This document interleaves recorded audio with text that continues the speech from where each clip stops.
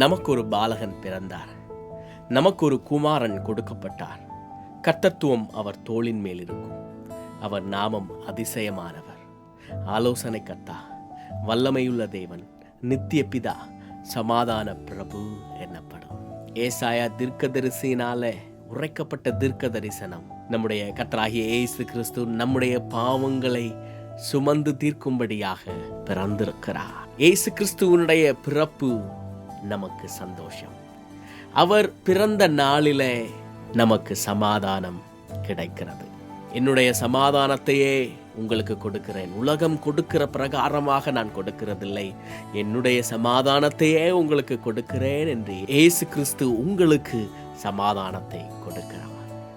இயேசு கிறிஸ்து பிறந்த இந்த நாளிலே உங்களுடைய குடும்பத்திலே சமாதானம் பெருகட்டும். கர்த்தர் தாமே உங்களை ஆசீர்வதித்து வழி நடத்துவாராக. பொக்கிஷமான நேரம் மூலமாக உங்களுக்கு கிறிஸ்மஸ் நல்வாழ்த்துக்களை தெரிவிப்பதில் நான் மிகுந்த மகிழ்ச்சி அடைகிறேன். கர்த்தர் உங்களை ஆசீர்வதிப்பாராக. God bless you.